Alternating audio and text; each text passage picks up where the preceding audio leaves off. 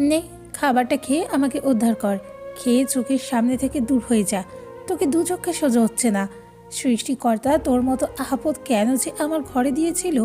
যে বয়সে ছেলের কাছে খাওয়ার কথা, সে বয়সে এসে আমাদেরই ছেলেকেই খাওয়াতে হচ্ছে। যাচ্ছে যাক, এই বাড়ি ছেড়ে একেবারে চলে গেল শান্তি পাবো। আপদ বিদায় হলে তো ভালোই হয়। একটা দিলে কেন? আরো কয়টা দাও। ওর জন্য আমাদের এত অপমানিত হতে হলো। একমাত্র ওর জন্যই এসব ছোট লোকেরা আমাদের অপমান করার মতো সাহস পেয়েছে। আমার ছেলে যে এরকম সন্ত্রাস হয়ে উঠেছে, আমার ভাবলেই ঘৃণা লাগছে। আমরা কি এতদিনে তোকে এই শিক্ষা দিয়ে এসেছি?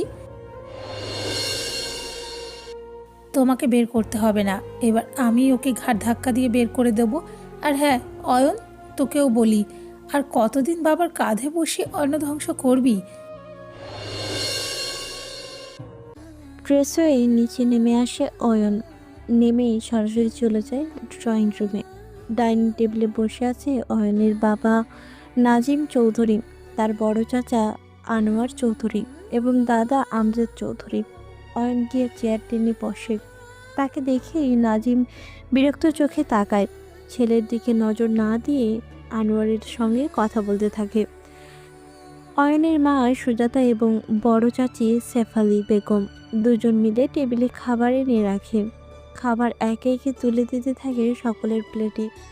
অয়ন একটু তাড়া লাগিয়ে বলে, আম্মু আমাকে আগে দাও না, খুব খিদে লেগেছে। আজকে একটু ভার্সিটিতেও যেতে হবে। সুজাতা মুখ ঝামটিয়ে কর্কশ কণ্ঠে বলে, তোর জন্য আরো দুটো হাত লাগাতে হবে তাহলে। আমার হাত তো 10টা না, একসঙ্গে সব কিছু করব। এত তাড়া আছে যখন, তখন খাবার কি দরকার? না খেয়ে গেলেই তো পারিস। তোরও লেট হবে না, খাবারও বেঁচে যাবে। আর ভার্সিটি গিয়ে লাভ কি? এখন পর্যন্ত একটা চাকরি জোগাড় করতে পারলি না, এদিকে আবার পড়াশোনা শেষ হতে আসলো। ভার্সিটি গিয়ে কি আমাদের উদ্ধার করবি নাকি? অয়ের মায়ের কথায় মাথা নিচু করে ফেলে। কণ্ঠ খাদে নামিয়ে বলে, কাল রাতে বাড়ি ফিরতে একটু দেরি হয়েছিল। খাবার ফ্রিজে ছিল, এজন্য খাওয়া হয়নি। খিদা লেগেছে জন্যই বললাম আমাকে আগে দিতে। খাবার তো ফ্রিতে রাখবই। আমি তো আর এই বাড়ির দাস বান্ধি না যে সব সময় তোর জন্য খাবার বেড়ে বসে থাকবো। তোর হাত নেই, ফ্রিজ থেকে বের করে খাবি।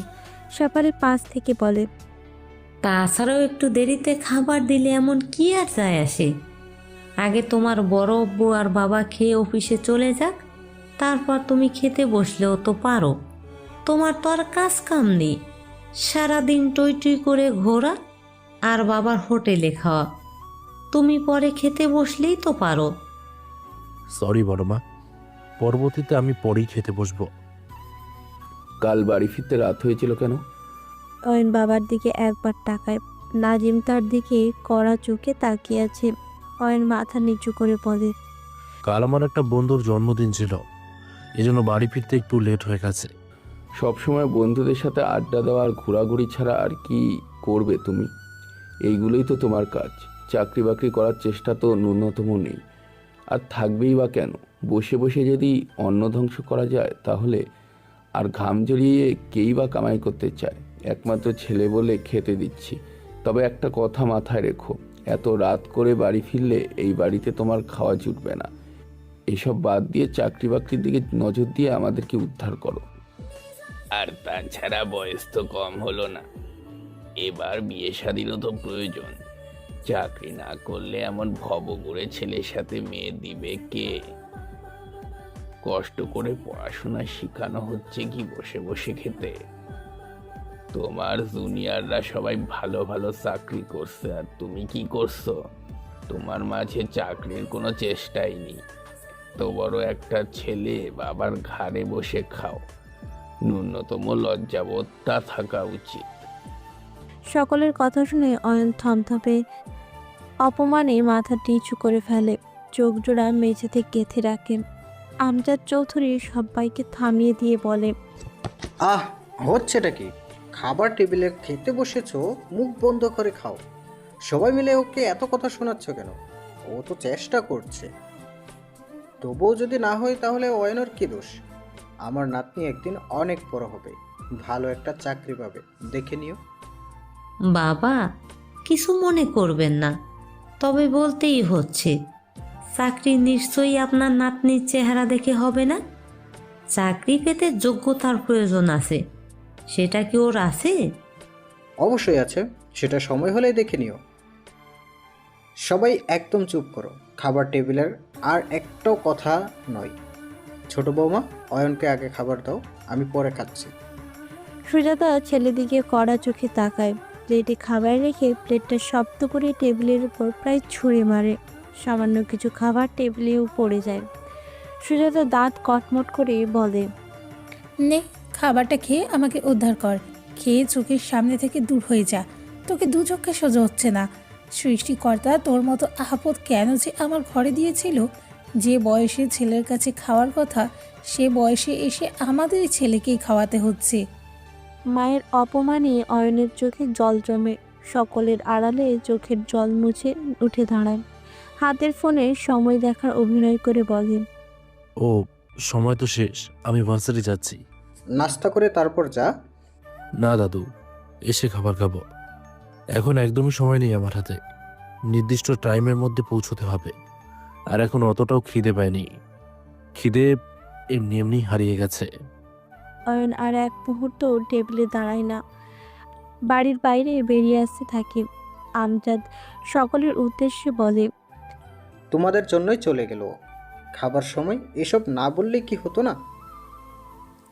যাচ্ছে যাক, এই বাড়ি ছেড়ে একেবারে চলে গেল শান্তি পাবো। আপদ বিদায় হলে তো ভালোই হয়। আমি বুঝি না তোমরা সবাই অয়নের সাথে এমন ব্যবহার করো কেন? ও তো তোমাদেরই ছেলে। এটাই তো দুর্ভাগ্য। ও আমার ছেলে বলেই তো আজকে ঘাড়ে বসিয়ে বসিয়ে খাওয়াতে হচ্ছে, নয়তো কবেই বাড়ি থেকে লাথি মেরে তাড়িয়ে দিতাম। অয়নের কানে সব কথাগুলো যায়। সে হাতের উল্টো পিঠ দিয়ে চোখ মুছতে মুছতে বাড়ি থেকে বের হয়ে আসে। দোতলায় বারান্দায় দাঁড়িয়ে আছে অর্পিতা। বারান্দা থেকে সে ফুলের বাগান দেখছে আর কফি খাচ্ছে। বাড়ির মধ্যে বড় একটা ফুলের বাগান। বাগানটা অয়নের তৈরি করা। অর্পিতার কাছে এটা খুব ভালো লাগে। অর্পিতার চোখ যায় অয়নের দিকে। তাকে কাঁদতে কাঁদতে বের হতে দেখে অর্পিতার মনটা খারাপ হয়ে যায়, তবে অবাক হয় না। এটা এখন নিয়মিত হয়ে দাঁড়িয়েছে। প্রত্যেক দিনই অয়নকে হাজারো অপমান সহ্য করতে হয়। অর্পিতার কাছে অবশ্য এগুলো খুব খারাপ লাগে। অয়নদের বাড়িটা ঢাকার নীলক্ষেত। আমজাদ চৌধুরীর নীলক্ষেতে বহুল নামডাক। এককালে সে এখানের মেয়র ছিল, তবে বয়সের ভারে এখন আর কিছুই করে না। আনোয়ার চৌধুরী এবং নাজিম চৌধুরী দুজনের কেউ রাজনীতি পছন্দ করে না। তাদের নিজস্ব কোম্পানি আছে, তাই রাজনীতিতে না গিয়ে নিজেদের মুক্ত পেশায় জীবিকার জন্য বেছে নিয়েছে 2 তলা ডুপ্লেক্স চৌধুরী বাড়ি। অয়নদের পরিবার যৌথ পরিবার। সাধারণত এই যুগে খুব বেশি একটা যৌথ পরিবার দেখা যায় না, তবে আমজাদ চৌধুরী কখনোই 2 ভাইকে আলাদা হতে দেয়নি। তার জোরেই আজও পরিবারটা যৌথ রয়ে গেছে। বাড়িতে সদস্য সংখ্যা মাত্র 7 জন।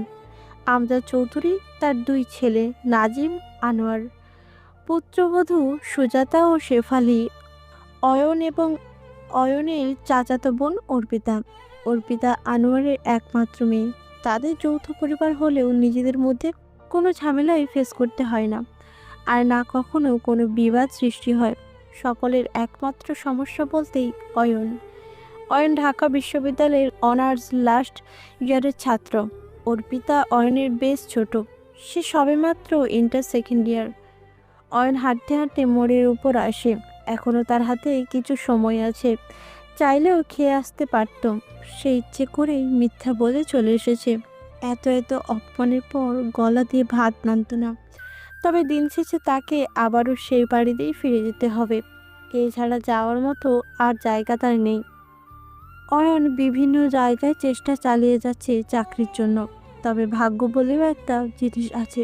শত শত চেষ্টা করেও সে একটা চাকরি মেলাতে পারেনি। পরিবারে তার গুরুত্ব আগে ভালোই ছিল, তবে যত সময় যাচ্ছে নিজের গুরুত্ব পরিবারে তত কমে যাচ্ছে। সবার কাছে বোঝা হয়ে যাচ্ছে। এই পরিবারের একমাত্র দাদুই তাকে ভালোবাসে। আর একজন আছে অর্পিতা। অর্পিতা আর আমজাদ চৌধুরী ছাড়া অয়নকে কেউ দেখতেই পারে না। অয়নের মাঝে মধ্যে মনে হয় দূরে কোথাও হারিয়ে যায়, কিন্তু সে যাবে কোথায়? যাওয়ার মতো জায়গা থাকলে তো কবেই চলে যেত। এইসব চিন্তা ভাবনা করতে করতে অয়ন রিকশায় উঠে বসে। কিছুক্ষণ পরে সে পৌঁছয় ভার্সিটি। ভাড়া মিটিয়ে সে ভার্সিটির ভেতর প্রবেশ করে। অয়ন এখানে এসেছে মূলত একটা দরকারে। অয়নের ভালো একজন বন্ধু ফাইম, সে একটা জবের খোঁজ দিয়েছিল। অয়ন সেখানে কথা বলেছে। তার চাকরিটা হয়েছে কি না সেটা আজকে ফাইমের বলার কথা। সেটা শুনতেই অয়ন ভার্সিটি এসেছে। চাকরির বিষয়ে সে এখন আর বাড়িতে কিছুই বলে না, কারণ প্রত্যেকবার তার চাকরিটা কোনো না কোনোভাবে বাতিল হয়ে যায়। তখন বাড়িতে আরও বেশি ঝামেলার সৃষ্টি হয়। অয়ন আশা নিয়ে এগিয়ে যায় ফাহিমের খোঁজে। অন্তত চাকরিটা হয়ে গেলে সে রেহাই পেত, অপমানের হাত থেকে বেঁচে যেত। অয়ন খোঁজাখুঁজি করে ফাহিমকে অবশেষে পেয়ে যায়। ফাহিম, কেমন আছিস? ফাহিম অয়নকে দেখে হাসি মুখে জবাব দেয়, এই তো ভালোই। তুই কেমন আছিস? আছি কোনো রকম। কেন, কিছু হয়েছে নাকি? না, তেমন কিছু না। আচ্ছা বল, ওই চাকরির কি খবর? ও হ্যাঁ, বলতে ভুলে গিয়েছিলাম। সরি রে দোস্ত, চাকরিটা হয়নি। তোর আগেই একজন জয়েন হয়ে গেছে। আমি চেষ্টা করেছিলাম, তবে জয়েন হয়ে যাওয়ার পর তো আর কিছু করার থাকে না। অয়নের মুখটা চুপসে যায়। জোরপূর্বক হেসে বলে, ও, সমস্যা নেই। আমি অন্য জায়গায় দেখছি, টেনশন করিস না। আর তোর বাপ যেই বড়লোক, নিজেদের কোম্পানি, সেখানে জয়েন করলেই তো পারিস। আমি নিজেদের কোম্পানিতে জয়েন করব না, আমি নিজের মতো আলাদা কিছু করতে চাই। তোর ডিসিশনটা ভালো, তবে একটু অপেক্ষা করতে হবে। এই সময় চাকরি পাওয়াটা খুব টাফ। হুম। অয়ন ফাহিমের সাথে টুকটাক কথা বলতে থাকে। সে নিজের মন খারাপের আভাস বুঝতে দেয় না ফাহিমকে। জোরপূর্বক ফাহিমের সাথে হেসে হেসে কথা বলে। অয়ন ভার্সিটিতে দুপুর পর্যন্ত থাকে, বন্ধুদের সঙ্গে আড্ডা দিতে থাকে। বাড়িতে যেতে তার মন চাচ্ছে না। বাড়িতে গেলেই নানান ধরনের অপমান, অপদস্থ, এগুলো আর শুনতে ইচ্ছে করে না তার। বেলা 2টার দিকে অয়ন ভার্সিটি থেকে ফিরে আসে। বাড়ির উদ্দেশ্যে রিকশায় চড়ে বসে। পুরোদমে গ্রীষ্মকাল চলছে। মাথার উপর উত্তপ্ত সূর্য। সূর্যের তীর্যক আলোয় রাস্তার পিচগুলো তেতে উঠেছে। সাধারণ মানুষের হাঁটা চলার বেশ অসুবিধা হচ্ছে। অয়ন রিকশায় বসে মুহূর্তেই ঘেমে যায়। ঘামের শার্ট ভিজে শরীরের সঙ্গে লেপ্টে যায়। অতিরিক্ত গরমে এসে অধৈর্য হয়ে পড়ে। রিকশাটা ধীরে ধীরে নীলক্ষেতে এসে পৌঁছায়। অয়ন রিকশা ভাড়া মিটিয়ে বাড়ির দিকে হাঁটতে থাকে। কিছুদূর যেতেই তার কানে আসে অপ্রীতিকর কিছু শব্দ। মুহূর্তেই অয়নের কান গরম হয়, শরীরের আগুন জ্বলে ওঠে। তার ঠিক সামনেই বাড়ির দিকে হেঁটে যাচ্ছে অর্পিতা। তার কাঁধে স্কুল ব্যাগ, কলেজ থেকে ফিরছে। রাস্তায় দাঁড়িয়ে আছে 2টা বখাটে ছেলে। অর্পিতা তাদের সামনে দিয়েই যেতে নিলেই তারা অর্পিতাকে ইঙ্গিত করে বিভিন্ন অশালীন কথাবার্তা বলতে থাকে। আরে দেখ দেখ, মালটা কি সুন্দর। ঠিকই বলেছিস, সেই সুন্দর। চল একটু আপুর সাথে গল্প করে আসি। আরে আপু, এত দ্রুত হাঁটছেন কেন? আমাদেরকে একটু সময় দিন, বাড়ি পৌঁছে দেওয়ার দায়িত্ব আমাদেরই। দুজনে নানানভাবে অশালীন কথাবার্তা বলতে থাকে। শীষ বাজাতে বাজাতে অর্পিতার পিছনে। অর্পিতা পেছন ফিরে তাকায় না। সে ভয়ে জড়সড় হয়ে সোজা হাঁটতে থাকে। ছেলেগুলো অর্পিতার পেছন পেছন এগিয়ে যায়। নানান বিশ্রী ভাষার ব্যবহার করে কথা বলতে থাকে। এসব দেখে অয়নের রাগ তরতর করে বাড়তে থাকে। সে ছুটে গিয়ে একটা ছেলের কলার চেপে ধরে। তখনই ছেলেটা বলে, এই কে বে তুই? তোর সাহস হয় কি করে আমাদের কলার ধরার? তোর বাপ আমি। কথা শেষ করেই অয়ন ছেলেটার নাক বরাবর একটা ঘুষি মারে। ছেলেটার নাকে হাত দিয়ে চেপে ধরে। অপর ছেলেটার অয়নের কলার চেপে ধরে। তোর সাহস কিভাবে হয় আমাদের বন্ধুর গায়ে হাত তোলার? কলার ছাড়। ছাড়বো না। লাস্ট বারের মতো বলছি, কলার ছাড়। ছাড়বো না। কি করবি তুই? বেশি বাড়াবাড়ি করলে একদম মাটি চাপা দিয়ে দেব। অয়ন আর নিজেকে সামলাতে পারে না। ছেলেটার মুখে ঘুষি মারে। দুজনকে ধরে এক নাগাড়ে অনেক মারধর করতে শুরু করে। অর্পিতা হট্টগোল দেখে পেছনে ঘোরে। অয়নের সঙ্গে মারামারি করতে দেখে সে অবাক হয়ে নিজের মুখ চেপে ধরে। দৌড়ে মারামারির কাছে আসে, অয়নের হাত থেকে ছেলে দুটোকে ছাড়ানোর চেষ্টা করে। ছেলে দুইটার অবস্থা কাহিল, দুজনের নাক মুখ দিয়ে ঝরঝর করে রক্ত পড়ছে।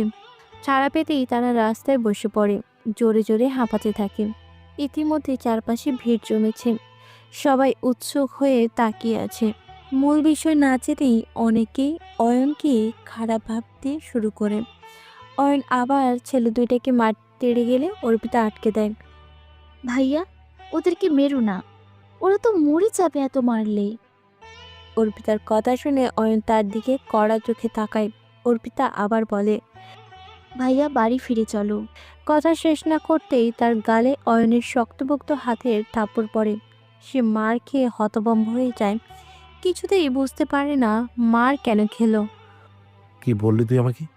অর্পিতা মিনমিন করে ভয়ার্ত কণ্ঠে বলে, বাসায় চলো বললাম। তার আগে কি বললি? ওদেরকে মেরো না, মরে যাবে তাই বলেছি। অয়ন আবার মারার জন্য হাত তোলে, কিন্তু মারে না, হাত নামিয়ে ফেলে। আবার একটা থাপ্পড় দেব। তুই আমাকে কি বলে ডাকলি? ভাইয়া। তোর কোন জন্মের ভাইয়া আমি? তোকে কতবার বলেছি আমাকে ভাইয়া ডাকবি না? তুমি তো আমার ভাইয়াই, ডাকবো না কেন? এত প্রশ্নের উত্তর আমি দিতে পারবো না। ডাকবি না মানে ডাকবি না। অর্পিতা ভয়ে ভয়ে মাথা নাড়িয়ে হ্যাঁ বলে। অয়নের পেছন পেছন বাড়ির দিকে এগিয়ে যেতে থাকে। অর্পিতা অয়নের দিকে তাকিয়ে সামান্য হাসে। অয়ন অনেক আগে থেকেই তাকে ভাই বললে রেগে যায়। এরা কেন তা সেও অনুমান করতে পারে। অর্পিতা অনেক আগে থেকেই জানে অয়ন তাকে ভালোবাসে। অবশ্য অয়ন এখনও সাহস করে তাকে কখনোই বলেনি, তবে তার চালচলন, ব্যবহার সব কিছুই দেখেই অর্পিতা বুঝতে পারে। অর্পিতা নিজেও অয়নকে পছন্দ করে, তবে নিজের মনের কথাকে খুব বেশি একটা প্রাধান্য দিতে চায় না, কারণ সে জানে অয়নকে তার বাবা কখনোই মেনে নেবে না। এবং মেনে না নেওয়ার প্রথম কারণই অয়নের কোনো চাকরি নেই। সেই জন্য অর্পিতা বুঝতে পারলেও কিছু বলে না। তার মন চাইলেও বাস্তবতা মেনে চলতে হয়। দুজনে চুপচাপ হেঁটে বাড়ির মধ্যে চলে আসে। অয়ন সরাসরি নিজের রুমে খেয়ে ঢোকে। অর্পিতা রাস্তার বিষয়ে বাড়িতে কিছুই বলে না, কথাটা গোপনই রাখে। দুপুরে আমজাদ চৌধুরী অয়নকে সঙ্গে নিয়ে খাবার খায়। আমজাদ চৌধুরী এই বাড়ির মধ্যে সবচেয়ে বেশি ভালোবাসে অয়নকে। সে যে কোনো পরিস্থিতিতেই অয়নের পাশে থাকে। অয়ন বাড়িতে বেশিরভাগ সময় তার দাদুর কাছেই কাটায়। সময় আস্তে আস্তে পেরিয়ে যায়। দুপুর থেকে সন্ধ্যা, সন্ধ্যা থেকে রাত নেমে আসে। অয়ন নিজের রুমেই আছে, গুরুত্বপূর্ণ কিছু বিষয় পড়ছে। কয়েক মাস পরেই ফাইনাল এক্সাম, এই জন্য আপাতত তার পড়াশোনার চাপ একটু বেশি। মনোযোগ দিয়ে সে পড়তে থাকে। তখনই বাইরে থেকে হট্টগোল, চিৎকার, চেঁচামেচি আওয়াজ শোনা যায়। অয়ন কৌতূহলবশত রুমের বাইরে আসে। উপরতলা থেকে নিচে কি হচ্ছে দেখার চেষ্টা করে। ড্রয়িং রুমে বাড়ির সবাই রয়েছে, এছাড়াও রয়েছে দুপুরের ওই ছেলে দুটো যাদের অয়ন মেরেছিল। তাদের নাকি হাতে শহর যেসব জায়গায় ক্ষত হয়েছিল সেগুলোতে ব্যান্ডেজ করানো। ছেলে দুইটার সঙ্গে আরও দুইজন রয়েছে, যতদূর সম্ভব তারা ওদের বাবা। অয়ন তাদেরকে বাড়িতে এসে চিল্লাতে দেখে অবাক হয়ে যায়। দ্রুত সিঁড়ি বেয়ে নিচে নেমে আসে। নিচে নামতেই অর্পিতা আর ওর চোখাচোখি হয়। অয়ন ইশারায় জিজ্ঞেস করে কি হয়েছে, তবে অর্পিতা ইশারায় বলে সেও জানে না। লোক দুটো অনবরত চিৎকার করে যাচ্ছে। নাজিম চৌধুরী তাদের ধমক দিয়ে বলে, এভাবে চিৎকার করছেন কেন? কে আপনারা? আমার নাম রেজা, আর ওটা আমার ভাইয়ের নাম রাতুল। পাশের গলিতেই আমাদের বাসা। তো আমরা কি করতে পারি? এটা ভদ্রলোকের বাসা, এখানে এসে চিৎকার করছেন কেন? আপনারা ভদ্রলোক? এটা তো আপনাদের শিক্ষার সঙ্গে যায় না। ভদ্রলোকের ছেলেদের কখনো এইসব শেখায় না। মানে কি বোঝাতে চাচ্ছেন আপনি? আমরা অভদ্রলোক? সেটাই তো মনে হচ্ছে। আপনার সাহস তো কম নয়, আমাদের বাড়িতে এসে আবার আমাদেরই অপমান করছেন। আপনাদের এত সাহস আসে কোথা থেকে? আপনারা যা ইচ্ছা তাই করবেন আর আমরা বললেই দোষ? আপনারা বড়লোক, যা ইচ্ছা তাই করবেন আর আমরা সব কিছু মুখ বুজে সহ্য করে নেব? আজব মানুষ তো আপনি। কি করেছি আমরা? জেনেও এখন না জানার নাটক করছেন, ভদ্র সাজার চেষ্টা করছেন। আর একটাও আজে বাজে কথা বলবেন না, নয়তো ঘাড় ধাক্কা দিয়ে বের করে দেব। আপনারা বড় লোকরা তো এতটুকুই জানেন। আনোয়ার আবার কিছু বলতে নিলেই আমজাদ সবাইকে চুপ করিয়ে দেয়। চুপ করো সবাই, এভাবে চিল্লাচিল্লি করলে কি সব কিছু ক্লিয়ার হবে? কি হয়েছে আমাদের জানতে হবে তো। আমজাদের ধমকে সবাই চুপ হয়ে যায়। আমজাদ বিনীত স্বরের লোক দুটোকে বলে, আচ্ছা আমাদের খুলে বলুন তো আসলে কি হয়েছে। আমরা আসলেই বুঝতে পারছি না আপনি কিসের কথা বলছেন। আমাদের শান্তভাবে বলুন কি হয়েছে। রেজা তাদের ছেলে দুজনকে দেখিয়ে বলে, আমি আর কি বলবো, নিজের চোখেই দেখুন ওদের দুজনকে আপনাদের বাড়ির ছেলে কি হাল করেছে মেরে। আমাদের বাড়ির ছেলে? কে মেরেছে ওদের? আপনার হয়তো কোথাও ভুল হচ্ছে। আমাদের কোনো ভুল নয়, ওই তো আপনার নাতনি অয়নই আমাদের ছেলেকে মেরেছে। অর্পিতা বাদে সবাই চমকে ওঠে। নাজিম কড়া চোখে অয়নের দিকে তাকায়। অয়ন মাথা নিচু করে রেখেছে। অর্পিতা অয়নের দিকে তাকিয়ে শুকনো ঢোক গিলে, তারপর সবার দিকে একবার নজর বোলায়। আমজাদ অয়নকে জিজ্ঞেস করে, অয়ন, ওরা কি ঠিক বলছে দাদু ভাই? তুই কি সত্যিই ওদের মেরেছিস? অয়ন কিছুক্ষণ চুপ থেকে মাথা নাড়িয়ে হ্যাঁ জানায়। তখনই রাতুলের নামের লোকটি বলে ওঠে, আপনারা নিজেদেরকে ভদ্রলোক দাবি করেছেন, অথচ আপনার ছেলে কোথায় কি করে তার কিছু খবর রাখেন না। আমার ছেলে বেশি কিছু হয়ে গেলে আপনাদের কমে ছাড়তাম না, জেলের ভাত খাইয়ে ছাড়তাম। এটাই প্রথম না, এছাড়াও প্রায় দিনই আপনার ছেলে সবার সঙ্গে মারামারি, হুমকি ধামকি করে। কেমন শিক্ষা দেন ছেলেকে? একটা ভদ্র ফ্যামিলির সন্তান, আর যাই হোক এমন সন্ত্রাসী হতে পারে না। নিজের ছেলেকে সাবধানে চলাফেরা করতে বলবেন। পরবর্তীতে আমাদের ছেলের শরীরে ফুলের টোকা দিলেও কমে ছাড়ব না। যতই বড়লোক হয়ে থাকেন না কেন, ছেড়ে কথা বলবো না। চলে আয় ভাই, ওরা বড়লোক মানুষ, ছেলেদের টাকা পয়সা মুড়িয়ে যা ইচ্ছা তাই করার সাহস দেয়। এসব ছেলেদের পারিবারিক শিক্ষার অভাব, এখানে বলে লাভ নেই, কোনো বিচার হবে না। আমাদের এতগুলো কথা বলার আগে আপনার পারিবারিক শিক্ষাটা দেখুন। আপনি আপনার ছেলেকে যেভাবে শিক্ষা দিয়েছেন, রাস্তায় কি করছিল সেটাও জিজ্ঞেস করুন। আপনার ছেলেকে জিজ্ঞাসা না করে আমাদের অপমান করার সাহস দেয় কি আপনাদের? আর একটা উল্টোপাল্টা কথা বললে জিভ টেনে ছিঁড়ে ফেলবো। আয়ান, একদম চুপ, আর একটাও কথা না। নাজিমের ধমকে অয়ন চুপ হয়ে যায়। বড়দের সাথে কিভাবে কথা বলতে হয় সেটা পরিবার শেখায়নি, শুধু বড়লোক হলেই হয় না, শিক্ষাও থাকা লাগে। তারা নানান রকম কথা শুনিয়ে বাড়ি থেকে চলে যায়। নাজিম চৌধুরী এত কড়া অপমানে ভীষণ রেগে যায়। লোকগুলো চলে গেলে সে অয়নের সামনাসামনি এসে দাঁড়ায়। কঠোর কণ্ঠে জিজ্ঞেস করে, তুমি এদের দুজনকে মেরে এই অবস্থা করেছো? এমনি এমনি কেউ কাউকে মারে না বাবা, আগে কারণটা শোনো। আমি এত কিছু শুনতে চাচ্ছি না, আগে ক্লিয়ার করে বলো তুমি ওদের মেরেছো? হ্যাঁ, তবে? অয়ন আর কথা শেষ করতে পারে না। তার আগেই নাজিম তার গালে কষিয়ে একটা থাপ্পড় মারে। অয়ন অবাক হয়ে যায়। এতদিন অপমান করলেও নাজিম কখনোই তার গায়ে হাত ওঠায় না, আর আজকে সব কিছু না জেনেই তাকে মারলো। একটা দিলে কেন? আরও কয়টা দাও। ওর জন্য আমাদের এত অপমানিত হতে হলো। একমাত্র ওর জন্যই এসব ছোট লোকেরা আমাদের অপমান করার মতো সাহস পেয়েছে। আমার ছেলে যে এরকম সন্ত্রাস হয়ে উঠেছে আমার ভাবলেই ঘৃণা লাগছে। আমরা কি এতদিনে তোকে এই শিক্ষা দিয়ে এসেছি? লজ্জা করলো না দুটো নিষ্পাপ ছেলেকে এভাবে মারতে? অন্তত বাড়ির সম্মানের কথা তো মাথায় রাখা উচিত ছিল। মা, ওরা নিষ্পাপ নয়। আমি এমনি এমনি ওদেরকে মারিনি। আগে আমাকে বলতে দাও। চুপ, একদম চুপ, আর একটাও কথা বলবে না, নয়তো আবার আমার হাতে থাপ্পড় খাবে। তোমাকে নিজের ছেলে ভাবতেই আমার লজ্জা লাগে। আমার ছেলে এরকম কিভাবে হতে পারে? কখনো দেখেছো এই বাড়ির কেউ রাস্তায় গিয়ে মারামারি সন্ত্রাসী করে? যদি সত্যি সন্ত্রাসী হওয়ার ইচ্ছে থাকে তাহলে বাইরে গিয়ে এসব করবে, এই বাড়িতে তোমার জায়গা নেই। তোরা ওকে বকছিস কেন? আগে বলতে দে কেন মেরেছে, জানতে হবে না? বাবা, তুমি একদম চুপ করো। ওকে আর আশকারা দিয়ে মাথায় তুলবেন না। তোমার আশকারা পেঁয়াজ মাথায় চড়ে বসেছে, যা ইচ্ছে তাই করছে। ওর জন্য তো এই বাড়ির মান সম্মান নষ্ট হতে পারে না। দেখলে তো কিভাবে ওরা এসে আমাদেরকে অপমান করে গেল। এর আগে কখনো এমন হয়েছে? শেফালি পাশ থেকে চিল্লিয়ে বলে। আজ অপমান করে যাচ্ছে, কালকে ওর জন্য আমাদের বাড়িতে এসে মেরে যাবে। এভাবে তো চলতে পারে না। আর ওর জন্য আমাদের মান সম্মান নষ্ট করতে পারি না। আমি এসব কিছুতেই মেনে নেব না। তাছাড়া সংসারে আমার স্বামী কম টাকা দেয় না, নাজিমের থেকে আমার স্বামী বেশি টাকা দেয়। এত কিছু করার পরও আমি এইসব ঝামেলা সহ্য করব না। তো কি বলতে চাইছো তুমি? এর জন্য এখন অয়নকে বাড়ি থেকে বের করে দেওয়া হোক, এটাই তো চাও? যদি এভাবেই চলতে থাকে তাহলে তো বাড়ি থেকে বের করতেই হবে। দরকার পড়লে সেটাই করতে হবে। আজকে যা বলছো আর কখনো মুখ দিয়ে বের করো না।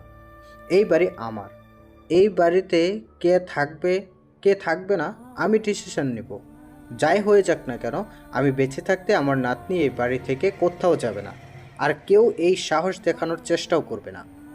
বাবা বড়ভাবে ভুল কি বলেছে? এভাবে চলতে থাকলে বের তো করতেই হবে। এত বড় হয়ে গেছো, এখন পর্যন্ত একটা চাকরি করার মুরদ নেই। একে তো মা বাবার ঘাড়ের বোঝা হয়ে অন্ন ধ্বংস করবে, তার উপর আবার এইসব করবে। তাহলে রাখবো কেন? এরপর বেশি রিপোর্ট আসলে ওকে আমি নিজে এই বাড়ি থেকে ঘাড় ধাক্কা দিয়ে বের করে দেব, নয়তো নিজের স্ত্রী নিয়ে এই বাড়ি ছেড়েই চলে যাব। তোমাকে বের করতে হবে না, এবার আমি ওকে ঘাট ধাক্কা দিয়ে বের করে দেব। আর হ্যাঁ অয়ন, তোকেও বলি, আর কতদিন বাবার কাঁধে বসে অন্ন ধ্বংস করবি? এবার একটু চাকরি বাকরির ব্যবস্থা কর। সারা জীবন তো আর তোর মতো আপদ বয়ে বেরোবো না। মা, আমি চেষ্টা তো করছি, নাহলে আমার কি দোষ? তোর দোষ নয় তো কি, আমাদের দোষ। তোকে জন্ম দেওয়ার আমার দোষ। লজ্জা করে না তোর? এত বড় ছেলে, বাবার খাস, বাবার পড়িস, বাবার কাছেই হাত পেতে টাকা নিস। এর আগে মরে গেলি না কেন? আর চাকরি যদি না হয় তাহলে রিক্সা চালিয়ে খা, অন্তত কিছু তো একটা হবে। অয়ন মায়ের করা অপমানে ভীষণ লজ্জিত হয়, চোখ জোড়া ঝাপসা হয়ে আসে, কোনো মতে কান্না আটকে রাখে। তোমাকে লাস্টবারের মতন ওয়ার্নিং দিচ্ছি, এই ধরনের রিপোর্ট যেন আর না আসে, নয়তো বিষয়টা ভালো হবে না। আর মুখের সামনে এভাবে দাঁড়িয়ে থেকো না, ভেতরে যাও। তোমার মুখ দেখতে আমার ইচ্ছে করছে না। অয়ন সেখান থেকে সিঁড়ি বেয়ে ওপরে উঠে আসে, চোখ মুছতে মুছতে রুমের মধ্যে চলে যায়। শেফালি নাটকী ভঙ্গিতে বলতে থাকে। এভাবে চলতে থাকলে আমাদের সম্মান বলতে কিছু থাকবে না। ও আমাদের সম্মানের কথাও চিন্তা করলো না। অর্পিতা আর চুপ থাকতে পারে না, চিৎকার করে মাকে চুপ করিয়ে দেয়। চুপ করো না, অনেক হয়েছে, আর নয়।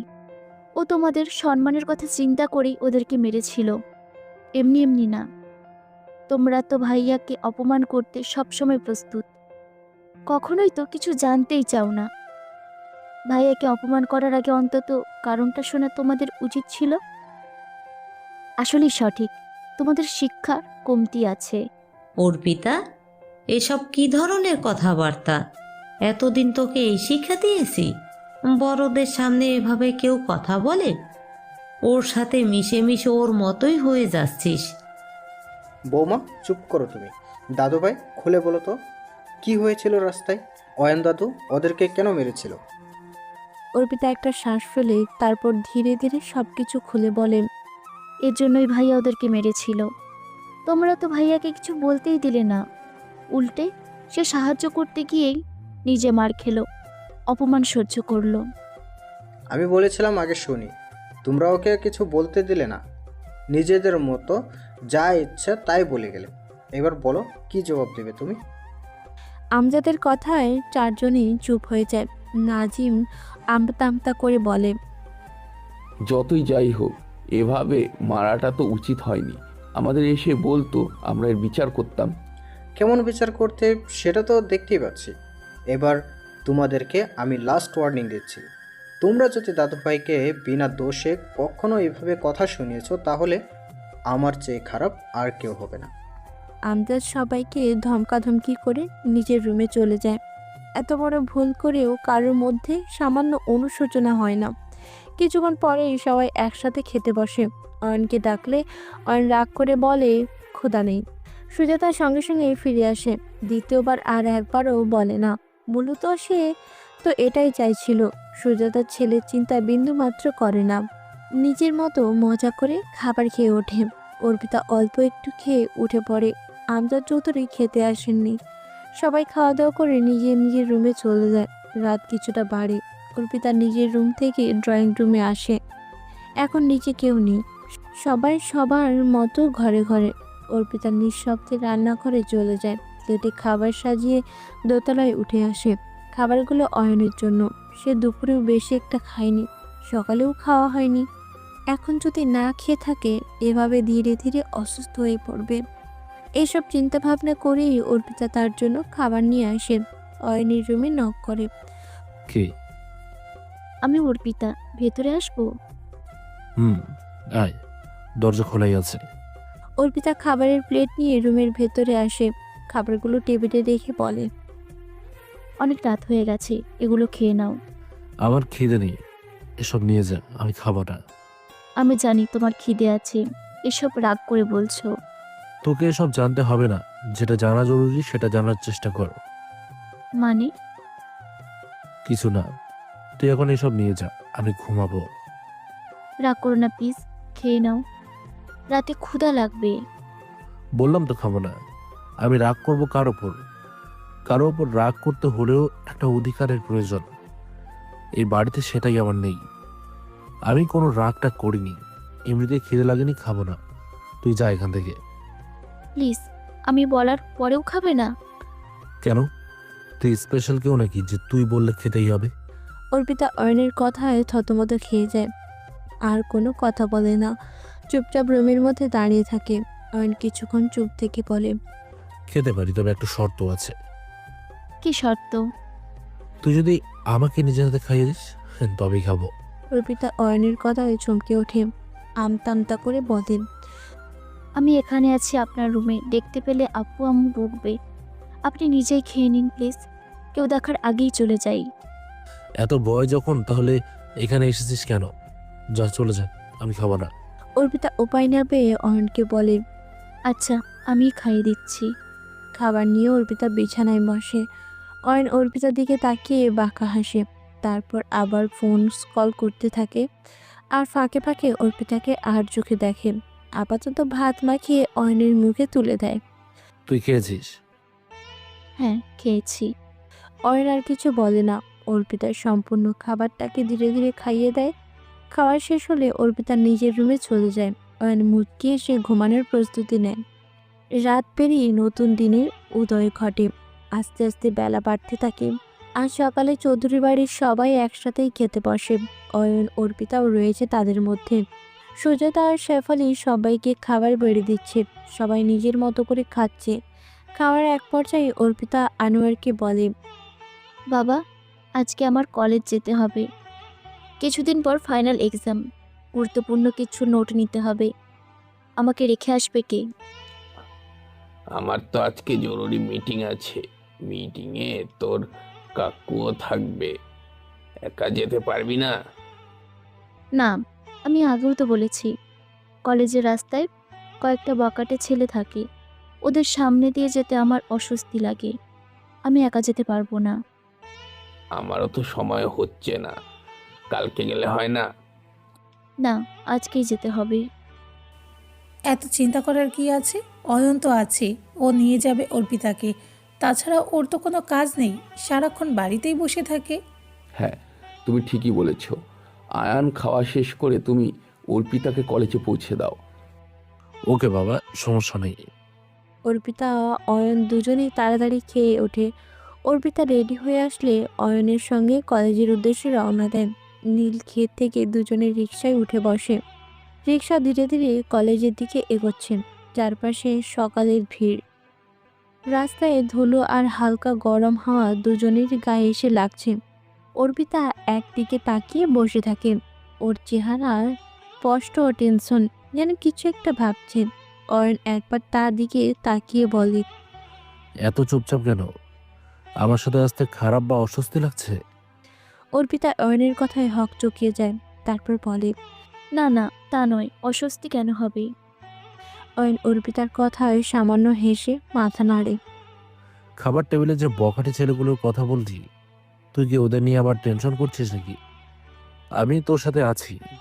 আমি থাকতে তোকে কেউ কিছু বলা তো দূরে থাক, চোখ খুলে তাকালেও তাদের চোখ আমি উপড়ে ফেলবো। বখাটে ছেলেগুলো ওকে চিনিয়ে দেব, দেখব কার কত বড় সাহস হয়েছে তোকে ডিস্টার্ব করে। অর্পিতা অয়নের দিকে তাকায়, মুখে মৃদু হাসি ফুটে ওঠে, তবে সাথে সাথে আবার ওই চোখ নামিয়ে নেয়, বোঝানোর ভঙ্গিতে বলে, না, আমি ওদের নিয়েও টেনশন করছি না। ওদেরকে আমিও ভয় পাই না, তবে একটু অস্বস্তি হয় এটাই। তাহলে চিন্তিত দেখাচ্ছে কেন? কিছুদিন পরেই এক্সাম, অথচ আমি এখনো সিলেবাস কমপ্লিট করতে পারিনি। কিছুই পারি না। কোনো মতে পাস মার্ক তুলতে পারবো কি না এটাই টেনশন। অর্পিতার কথা শুনে অয়ন হো হো করে হাসতে থাকে, হাসতে হাসতে বলে, এটা নিয়ে টেনশন করছিস? এত টেনশনের কি আছে? এই মাসগুলো মনোযোগ দিয়ে পড়বি, আর কিছু বুঝতে না পারলে আমায় বলবি, আমি বুঝিয়ে দেব। অর্পিতা মাথা নাড়ায়, অয়নের দিকে একবার তাকিয়ে দেখে অয়ন তার দিকেই তাকিয়ে আছে। দুজনে চোখাচোখি হতেই অর্পিতা লজ্জায় চোখ সরিয়ে নেয়, মাথা নিচু করে ফেলে। রিকশা নিজ গতিতে চলছে। তারা কলেজে মোড়ের কাছে আসতেই দেখা মেলে ছেলেগুলোর। তারা রাস্তার পাশে তিনজন ছেলে দাঁড়িয়ে ফিসফিস করে কিছু কথা বলছিল। তাদের সামনে দিয়ে রিকশা যেতেই তিনজন অর্পিতাকে খেয়াল করে, অর্পিতার দিকে বাজে নজরে তাকিয়ে থাকে। তাদের চোখ সরাসরি অর্পিতার দিকে। অর্পিতা অস্বস্তিতে শরীরটা সোজা করে নেয়। অনেক সাথে সাথে এই ব্যাপারটা বুঝতে পারে, দাঁতে দাঁত চেপে অর্পিতাকে জিজ্ঞেস করে, এরাই তো ওই ছেলেগুলো, তাই না? অর্পিতা মাথা নিচু করে কোনো উত্তর দেয় না। অয়ন অর্পিতার হাবভাব দেখে বুঝে যায় এরাই সেই বখাটে ছেলেগুলো। রিক্সা যখন ঠিক তাদের সামনে দিয়ে যাচ্ছে, তখনই ছেলেগুলোর একজন অর্পিতাকে উদ্দেশ্য করে বলেন, আরে আমাদের রূপসী আজ আবার কলেজে যাচ্ছে নাকি? অনেক দিন পর দেখলাম, দেখেই বুকটা শান্ত হয়ে গেল। অন্যজন তার সঙ্গে যোগ দিয়ে বলে, আপু মুখটা গম্ভীর করে আছেন কেন? পাশে দেখছি একজন ছেলেও আছে, এটা নতুন কাস্টমার নাকি? আরে আপু একটু হাসেন না, এত গম্ভীর কেন? তৃতীয় ছেলেটা বাজে ইঙ্গিত দিয়ে বলে, আপু দিন দিন একটু বেশি সুন্দর হয়ে যাচ্ছেন, এই জন্যই কাস্টমার প্রতিনিয়ত বেড়ে চলছে। আমরা কি দোষ করেছি? আমাদেরকেও একটু সুযোগ দিন। অর্পিতার মুখ শক্ত করে বসে থাকে, ছেলেগুলোর দিকে ঘুরেও তাকায় না। তবে অয়ন আর সহ্য করতে পারে না, সাথে সাথে রিক্সাওয়ালাকে থামতে বলে রিক্সা থেকে নেমে যায়। অয়ন রাগে ফুঁসে ওঠে, একজনের কলার চেপে ধরে বলে, কি বললি? আবার একবার বলতো। কি আমি ওর কাস্টমার? বল আরো একবার। বাকি ছেলেগুলো হেসে হালকা ভয় দেখানোর ভঙ্গিতে দাঁড়িয়ে থাকে। কলার চেপে ধরা ছেলেটা বলে, আরে ভাই মজা করলাম, এত সিরিয়াস হও কেন? একটু একটু মজা তো করাই যায়, যতই হোক আমাদের সিনিয়র আপু। কিন্তু অয়ন আর সময় নষ্ট করে না। হঠাৎ এক ঘুষিতে সামনের ছেলেটাকে মাটিতে ফেলে দেয়। বাকিরা হতভম্ব হয়ে পিছিয়ে যায়। মাটিতে পড়া ছেলেটার নাক ফেটে রক্ত বের হয়ে যায়। অর্পিতা ভয়ে চিৎকার করে ওঠে, অয়নকে সরানোর চেষ্টা করে বলে, অয়ন প্লিজ না, ঝামেলা করো না, সবাই আমাদের দেখছে। কিন্তু অয়ন ততক্ষণে আরেকজনের কলার চেপে ধরে কড়া গলায় বলে, যদি আবার আমার সামনে অর্পিতার দিকে তাকাস তাহলে তোর চোখ উপড়ে ফেলবো। আমি যদি দ্বিতীয়বার কখনো শুনেছি তোরা ওকে ডিস্টার্ব করেছিস, এবার একদম জানে মেরে ফেলবো। চারপাশে মানুষ জড়ো হতে শুরু করে। ছেলেগুলো অয়নের রাগ দেখে দৌড়ে পালিয়ে যায়। অয়ন তাদেরকে তাড়া করতে নিলে অর্পিতা চেপে ধরে, অনুরোধের স্বরে বলে, প্লিজ যেও না, ওদের সঙ্গে মারামারি করতে হবে না। বাড়িতে এই খবর গেলে আবার সবাই তোমাকে দোষারোপ করবে। আমার এসব ভালো লাগে না। যে কেউ তোমাকে অপমান করুক, ওদের ছেড়ে দাও। অয়ন আর ওদের পিছু নেয় না, কোনো মতে রাগ খুব সামাল দেওয়ার চেষ্টা করে। অয়ন রিকশায় উঠে বসে, তখনও তার চোখে আগুন। অর্পিতা মাথা নিচু করে থাকে, ভয় আবার কৃতজ্ঞতায় ওর মন কাঁপতে থাকে। রিকশা মোড় বেঁকে কলেজের দিকে যেতে থাকে। কিছু দূর যেতেই অর্পিতার মৃদু স্বরে অয়নকে বলে, ধন্যবাদ। অয়ন কিছু না বলে সোজা সামনে তাকিয়ে থাকে। তবে ঠোঁটের কোণে মুচকি হাসি খেলতে যায়। রিক্সা কলেজের গেটে এসে থামে। অর্পিতা নেমে দাঁড়ায়। কখন শেষ হবে ক্লাস? আমি নিয়ে যাবো আবার। না, দরকার নেই। আমি বন্ধুদের সাথে চলে আসবো। অয়ন গম্ভীরভাবে বলে। আমি বলেছি আমি নিয়ে যাব, মানে আমি নেব। কখন ক্লাস শেষ? আমি তো ক্লাস করব না, শুধু কিছু নোট নিয়ে চলে আসবো। এই ঘন্টাটের সময় লাগবে। ঠিক আছে, তাহলে আমি এখানেই অপেক্ষা করছি, তুই যা। আমি একাই যেতে পারবো। অয়ন গলা উঁচু করে বলে। বললাম না যেতে। অর্পিতা আর কিছু বলে না। কিছু না বলে ভয়ে ভয়ে ভেতরে চলে যায়। যাওয়ার পথে দুই একবার পেছনে তাকায়। অয়ন এখনো তার দিকেই তাকিয়ে আছে। অর্পিতার সামনের দিকে এগিয়ে যায়, মুচকি হাসতে থাকে। তার বুকের ভেতর অয়নের প্রতি অন্যরকম একটা অনুভূতি তৈরি হতে থাকে। কিছু ঘন্টা পেরিয়ে যায়। অর্পিতার নোটগুলো দ্রুত জোগাড় করতে থাকে। কলেজের মধ্যে থাকলেও তার মন পড়ে আছে কলেজের বাইরে। সে বারবার বাইরে তাকায়, তবে গাছপালা ও বিল্ডিংয়ের কারণে কলেজের গেট দেখা যায় না। অর্পিতা তাড়াহুড়ো করে নোটগুলো নিয়ে চলে আসে। অয়ন এখনো আগের স্থানে দাঁড়িয়ে আছে। মধ্যে কিছু ঘন্টা কেটে গেলেও সে একবার শোনেনি। অর্পিতা অয়নের দিকে এগিয়ে যায়। এত তাড়াতাড়ি সবকিছু হয়ে গেল? হ্যাঁ, সবগুলো নোট নেওয়া হয়ে গেছে। ওকে, চল বাড়ি ফিরে যাই। হুম। দুজনে হাঁটতে থাকে। দুপুর হওয়ায় কলেজ গেটে কোনো রিক্সা নেই। রিক্সা পেতে হলে তাদেরকে মেন রোড যেতে হবে। দুজনে হাঁটতে হাঁটতে সেদিকে এগিয়ে যায়। যাওয়ার সময় অর্পিতার নজর আসে রাস্তার পাশে একটা ফুচকার দোকান। তার ইচ্ছে করছে ফুচকা খেতে। অয়ন না থাকলে এখন দোকানে ছুটে যেত, তবে অয়নকে বিষয়টা বলতে তার লজ্জা লাগছে। অয়ন হাঁটার মাঝেই মাঝেই অর্পিতাকে দেখছে। তার খেয়াল আসে অর্পিতা বারবার ফুচকার দিকে তাকাচ্ছে। অয়ন সহ বাড়ির সবাই জানে অর্পিতা খুব ফুচকা পছন্দ করে। অয়ন সামান্য হেসে বলে, ফুচকা খাবি? অর্পিতা অয়নের কথায় হ্যাঁ বলতে চায়, তবে মুখ ফুটে বলতে দ্বিধা বোধ করে, তাই হ্যাঁ বলে না। না। না? কেন না? চল, আজকে আমিও ফুচকা খাবো, দেখি কেমন লাগে। বুঝি না মেয়ে মানুষ এত ফুচকা খাওয়ার জন্য পাগল কেন। তুমি এর আগে ফুচকা খাওনি? খেয়েছি অনেক আগেই, তবে ভালো লাগেনি, বিদায় বেশ কিছুদিন আর খাওয়া হয়নি। অয়ন অর্পিতাকে টেনে ফুচকার দোকানে নিয়ে যায়। অর্পিতা তো মনে মনে এটাই চাইছিল। অয়ন ফুচকার অর্ডার দেয়।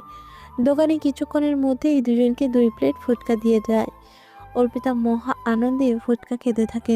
অয়ন ফুচকা মুখে নিয়ে অতিরিক্ত টকে চোখ বন্ধ করে ফেলে। কোনো মতে 3 থেকে 4টা ফুচকা শেষ করে। এগুলো তার একদম ভালো লাগে না। অয়ন খাওয়া থামিয়ে অর্পিতার খাওয়া দেখতে থাকে।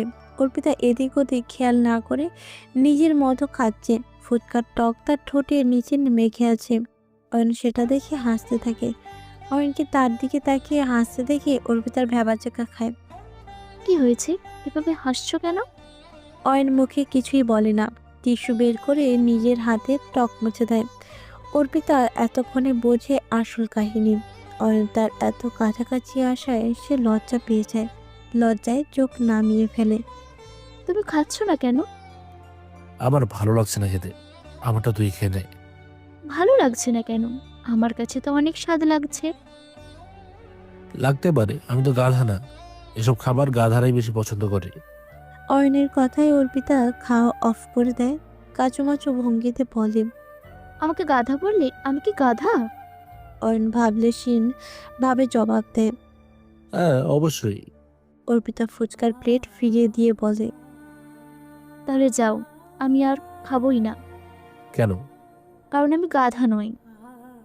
অয়ন অর্পিতার কথা শুনে হো হো করে হাসতে থাকে।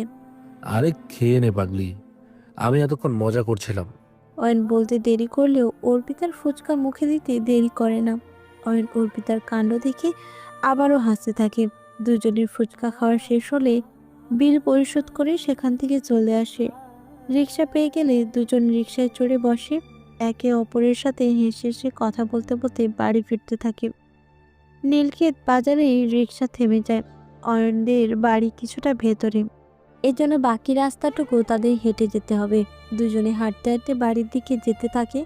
যাওয়ার সময় দেখে তাদের সামনের দোকানে ভিড় লেগেছে।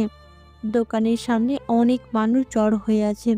এটা পাড়ার মধ্যে ছোট্ট মুদিখানার দোকান। দোকানের মালিক বয়স্ক বৃদ্ধ একজন। মহল্লার সবাই সাধারণ টুকিটাকি জিনিসপত্র এখান থেকেই নেয়, কিন্তু এখানে এত ভিড় জমানো কেন সেটা অয়ন অর্পিতা দুজনেই কেউ বুঝতে পারছে না। দুজন পা চালিয়ে দোকানের কাছে এগিয়ে যায়, ভিড় ঠেলে কিছুটা সম্মুখে যায়। দোকানের মধ্যে 2-3 জন মানুষ। বৃদ্ধ লোকটি টানা হেঁচড়া করছে। বয়াম ভর্তি জিনিসপত্রগুলো এদিক ওদিক ছড়িয়ে ছিটিয়ে রয়েছে। অয়নের মাথায় কিছুই ঢুকছে না। সবাই মিলে বৃদ্ধর প্রতি ক্ষিপ্ত হয়ে আছে কেন সেটাও বুঝতে পারছে না। সে পাশেই দাঁড়িয়ে থাকা রাহুল নামের একটা ছেলেকে সবকিছু জিজ্ঞেস করে। রাহুল, এখানে কি হয়েছে বলতো? সবাই ওই দাদুকে এভাবে টানা হেঁচড়া করছে কেন? আর দোকানের এই হাল কেন? মহল্লার সবাই ওর প্রতি রেগে আছে। সবাই এই দোকান থেকে কিছু না কিছু কেনে। এখানে যে আটার প্যাকেটগুলো রয়েছে সবগুলো ডেট এক্সপায়ার। আটাগুলোর মেয়াদ অনেক দিন আগেই শেষ হয়ে গেছে, তবুও উনি এতদিন এগুলো বিক্রি করে আসছে। এই আটা কিনে কয়েক ঘরের মানুষ অসুস্থ হয়ে পড়েছে। আজ সবাই চেক করে দেখছে আটার মেয়াদ নেই, তাই এই দোকান ভাঙচুর করছে। সবাই এই দোকান বন্ধ করে দেবে আর চলতে দেবে না। অয়ন সবকিছু শুনে কিছুটা হতবাক হয়। যাই হোক, বৃদ্ধকে এভাবে হেনস্থা করার কি দরকার? লোকটির 2 ছেলে 1 মেয়ে। এতদিন সে নিজের সহায় সম্পত্তি খরচ করে ছেলে মেয়েকে পড়াশোনা করিয়েছে, বিয়ে শাদী দিয়েছে, কিন্তু শেষ বয়সে সে কেউ তাকে গ্রহণ করেনি। ছেলে মেয়ে সবাই তাড়িয়ে দিয়েছে। বসে বসে খাওয়ার মতো সম্পদও তার কাছে নেই। সেই জন্য এই দোকানটা দিয়েছিল। এতে কোনো মতে স্ত্রী ও তার সংসার চলত। সবাই জানে বৃদ্ধ লোকটি অসহায়, ভুল করতেই পারে, তাকে ভালো মতো বুঝিয়ে বলা উচিত। কিন্তু এভাবে মারধর করাটা কতটা যৌক্তিক বিষয়টা অয়নের কাছে প্রচণ্ড দৃষ্টিকটু লাগে। বৃদ্ধ কোনো মতে দোকান থেকে বের হতে চাচ্ছে না। লোকগুলো তাকে বিভিন্নভাবে আঘাত করছে, ঘাড় টেনে বের করার চেষ্টা করছে, আর বাকিটা সবাই দাঁড়িয়ে দাঁড়িয়ে দেখছে। এখানে মহল্লার সবাই নেই, কিছু সংখ্যক পরিবার রয়েছে যাদেরই শুধু সমস্যা। বৃদ্ধ লোকটি হাত জোর করে মাপ চাইছে, অসহায়ের মতো আর্তনাদ করছে, তবুও লোকগুলো তাকে ছাড়ছে না। অয়ন অর্পিতাকে বলে, অর্পিতা, তুই এখানে থাক, আমি একটু ওখানে গিয়ে দেখি। না ভাইয়া, তুমি ওখানে যেও না, তখন সবাই তোমার উপর ক্ষিপ্ত হবে। বাড়িতে এই খবর গেলে আব্বু চাচু অনেক বকবে। তাই বলে দাঁড়িয়ে এইসব সহ্য করব? দেখছিস না অসহায় মানুষটাকে সবাই মিলে কেমন করছে। আমি গিয়ে ওদের বুঝিয়ে বলছি, কোনো ঝামেলা করবে না, তুই এখানে থাক। অর্পিতা তবুও যেতে দিতে চায় না। অয়ন জোর করে চলে যায়, গিয়ে লোকগুলোর হাত থেকে বৃদ্ধকে ছাড়ানোর চেষ্টা করে। আরে এভাবে ওনাকে টানাটানি করছেন কেন? ছেড়ে দিন, উনি ব্যথা পাচ্ছে তো। ব্যথা পাওয়ার জন্যই তো ধরেছি। ওকে সহ ওর দোকানকে একদম নিরুদ্দেশ করে দেব। আমাদের সঙ্গে প্রতারণা, এই মহল্লায় থাকতে পারবে না। কি করেছে উনি? কেন সবাই একটা বৃদ্ধ মানুষকে এভাবে মারছেন? কি করেছে? আমাদের কাছে দিনের পর দিন মেয়াদ উত্তীর্ণ আটা বিক্রি করেছে। এই আটা খেয়ে 3 জন অসুস্থ হয়ে পড়েছে। ওর সাহস কিভাবে হয় আমাদের সঙ্গে প্রতারণা করার? একদম জানে মেরে ফেলবো। লোকটি কথা শেষ করে বৃদ্ধের কলার চেপে ধরে। ঘুষি মারতে উদ্যত হলে অয়ন আটকে দেয়। আরে থামুন, উনি কি বলে আগে শুনি আমরা।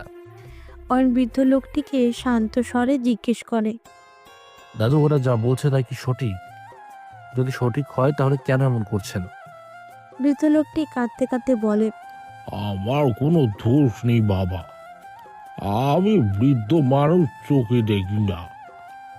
আটাগুলো আমি 1 সপ্তাহ মতো আগে পাইকারি কিনেছি। তারা এগুলো দিয়ে গেছে, আমি তো জানতাম না এগুলো মেয়াদ উত্তীর্ণ। তারা কেন এমন আটা দিয়ে গেল এটাও জানি না। আমি বারবার বলেছি এখানে বাবার কোনো দোষ নেই, ওরা তবুও আমাকে মারধর করেছে। অয়ন লোকগুলোর উদ্দেশ্যে বলে, উনি তো বলছেই ওনার কোনো দোষ নেই, তবু কেন তাকে মারধর করছেন? যেখান থেকে আটা পাইকারি কিনেছে সেখানে কথা বলার সুযোগ দিন। মারতে হলে তাদেরকে মারুন, কারণ এইগুলো তো আসছে সেখান থেকে, মূল জায়গা সেটা। এদের মতো অসহায়দের কেন এমন করছেন?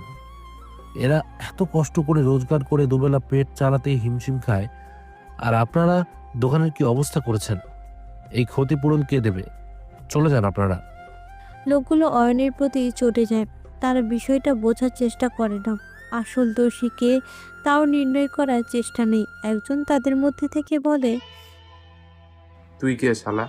এখানে এসে একদম জ্ঞান দিবি না। তোর জ্ঞানে আমরা চলবো?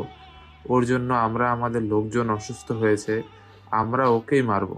পারলে ঠেকিয়ে দেখা। এই সবাই বাইরে নিয়ে আয় বুড়োকে। লোকগুলো আবার বৃদ্ধকে ধরতে নিলে অয়ন আটকে দেয়। আপনারা বুঝতে চাইছেন না কেন? এখানে ওনার কোনো দোষ নেই। যার আসল দোষ আমরা তাকে ধরি, তাকে শাস্তি দিলেই প্রকৃত বিচার হবে। আমরা যা ইচ্ছা তাই করবো, একদম এসবের মধ্যে ঢোকার চেষ্টা করিস না। তোকে সহ মাটির নিচে পুঁতে ফেলবো। লোকগুলো আবার বৃদ্ধকে ধরতে নিলে এবার অয়ন চোয়াল শক্ত করে বলে, বললাম না ওর কোনো দোষ নেই। আমি থাকতে ওর গায়ে কেউ আঁচড়ও দিতে পারবে না। তাহলে তোকে আগে শায়েস্তা করি। লোকটি কথা শেষ করে অয়নের চোয়ালে ঘুষে মারে। হঠাৎ আক্রমণে অয়ন অবাক হয়ে যায়, প্রচণ্ড ব্যথাও পায়। অর্পিতা সবকিছু দেখে চমকে ওঠে, তবে এদিকে আসার মতো পরিস্থিতি পায় না। লোকটি আবার অয়নের গায়ে হাত উঠাতে গেলে অয়ন তার হাত চেপে ধরে মুচড়ে দেয়। লোকটির নাক বরাবর পাল্টা ঘুষি মারে। ওখানে উপস্থিত একদল অয়নের পক্ষে কথা বলে, অপর দল লোকগুলোর পক্ষে। দোকানের 4 থেকে 5 জনের সঙ্গে অয়নের হাতাহাতি শুরু হয়। একজন একজন করে অয়ন সবাইকে মারতে থাকে। মুহূর্তেই জায়গায় হুলস্থুলুস পরিস্থিতি তৈরি হয়। অয়ন একা হাতেই লোকগুলোকে মারতে থাকে। এক পর্যায়ে লোকগুলো মার খেয়ে ওখান থেকে চলে যায়। অর্পিতা তখন দৌড়ে অয়নের কাছে আসে। ভাইয়া, তুমি বেশি ব্যথা পাওনি তো? আমি আগেই বলেছিলাম এখানে এসো না। দেখি কোথায় ব্যথা পেলে। আমি কোথাও ব্যথা পাইনি। অয়ন অর্পিতাকে শান্ত করে বৃদ্ধকে মেঝে থেকে উঠিয়ে দাঁড় করায়। তোমার আর কোনো টেনশন নেই। আগে যেভাবে সবকিছু চলতো এখন থেকেও সেভাবেই চলবে। কেউ আর কিছু বলতে আসবে না। আগের মতোই তুমি দোকান চালিয়ে যাবে। আর এবার জিনিসপত্র কেনার সময় একটু সতর্ক থাকবে, কারণ এই সব মেয়াদ উত্তীর্ণ জিনিস খেলে মানুষ বিভিন্ন রোগে আক্রান্ত হয়। বাবা, বিশ্বাস করো আমি সত্যি জানতাম না। আমার এখানে কোনো দোষ নেই। বুঝতে পেরেছি আমি, এখানে তোমার কোনো দোষ নেই। তোমার জন্য আমি এদের হাত থেকে রেহাই পেলাম। সৃষ্টিকর্তা তোমার ভালো করুক। লোকটি কথা বলতে বলতে হু হু করে কেঁদে ওঠে। অয়ন তাকে সান্ত্বনা দেয়। দোকানে জিনিসপত্রগুলো আগের মতো গুছিয়ে তারপর দোকান থেকে চলে আসে। কিছু সংখ্যক মানুষ অয়নের দিকে অভিভূত নয়নে তাকিয়ে থাকে। অয়ন আর অর্পিতা বাড়িতে ফিরে আসে। অর্পিতার বুকের মধ্যে ধুক ধুক করছে। এখন বাড়ি গিয়ে যদি সবাই বিষয়টা জেনে যায় তাহলে তো অয়নকে ভীষণ বকবে, এমনকি বাড়ি থেকে বের করে দিতেও পারে। অর্পিতা ভয় নিয়ে বাড়ির ভেতরে চলে আসে। ঢুকতে দেখা হয় সুজাতা আর শেফালির সাথে। কি ব্যাপার মা? তুই তো বলেছিলি নোট নিয়ে চলে আসবি, তাহলে এত দেরি হলো কেন? শেফালির কথায় অর্পিতার শুকনো ঢোক গেলে জবাব দেয়, নোটগুলো গুছিয়ে নিতেই একটু দেরি হয়ে গেল, এছাড়া কিছুই না। অন সোজা সিঁড়ি বেয়ে ওপরে উঠে যায়। সুজাতা অয়নকে ইশারা করে অর্পিতাকে বলে, কি হয়েছে ওর? এমন দেখাচ্ছে কেন? কি হবে? কিছুই না, এমনিতেই উপরে চলে গেল। এইভাবে তুতলিয়ে কথা বলছিস কেন? কি হয়েছে সত্যি করে খুলে বল তো। আবার ওই আপদ কিছু করেছে নাকি? না না কাকিমা, কি করবে, অতিরিক্ত গরম বাইরে, এজন্য একটু শরীর খারাপ লাগছে। ও, এখানে বস, আমি ঠান্ডা শরবত বানিয়ে আনছি। 2 গ্লাস বানিও। কেন? ভাইয়া, ও তো বাইরে ছিল, ওরও গরম লেগেছে। দিন রাত বসে বসে খেতে পাচ্ছে, এটাই কত না? আবার শরবত! ওর আবার কিসের গরম? কোনো কাজ কাম নেই, সারাটা দিনই টই টই করে ঘুরে বেড়ানো। কিছু করে নাকি যে গরম লাগবে? গন্ডারের চামড়ায় গরম লাগে না, দেখিস না প্রত্যেক দিন খাবার খোটা দিলেও ওর গায়ে বিঁধে না। ওর চামড়া হচ্ছে গন্ডারের, ওর আবার গরম কিসের? যত সব আপদ। তুই বস, আমি তোর জন্য শরবত আনছি, আর কাউকে খেতে হবে না। সুজাতা রান্নাঘরে চলে যায়। অপরদিকে শেফালি নিজের রুমে। অর্পিতা মুখ ছোট করে বসে থাকে। সে বরাবরই তার কাকিমাকে দেখে অবাক হয়। চাচা চাচির কথা না হয় বাদই, নিজের বাবা মা কিভাবে এমন হতে পারে? সন্তানের খাবার কি কখনো বাবা মায়ের কাছে বেশি মনে হয়? সন্তান কখনো কি বাবা মার বোঝা হয়? বাবার কথাও বাদ দিলাম, একজন মা কিভাবে পারে নিজের সন্তানের সঙ্গে এরূপ আচরণ করতে? কোনো মায়ের পক্ষে কি এটা সম্ভব? আসলেই পৃথিবী কত রং বেরঙের বৈচিত্র্য। আজ তার চাকরি নেই বলে প্রতিদিন এত শত অপমান সহ্য করতে হচ্ছে। রাস্তার কুকুরকেও কেউ এভাবে দূর করে না। সুজাতা অর্পিতাকে শরবত এনে দেয়। অর্পিতা মুখ বুজে এক নিঃশ্বাসে শরবত শেষ করে। গ্লাসটা সুজাতার হাতে ফিরিয়ে দেয়। আরও এক গ্লাস করে দিই, গরম থেকে এসেছিস, শরীরটা ঠান্ডা লাগবে, বাইরে যে গরম। আমাকে যে আরেক গ্লাস করে দেবে, এটা ভাইয়াকে দিলেও তো পারতে কাকিমা। ওর কথা বাদ দে তো তুই, ওর আবার গরম কিসের? আর গরম লাগলেও কি দিতে হবে? কয় টাকা কামাই করে যে সব সময় যা প্রয়োজন তাই দিতে হবে? তোমাদের যে সম্পত্তি টাকা পয়সা এগুলো কার জন্য? মৃত্যুর পর এগুলো কে পাবে?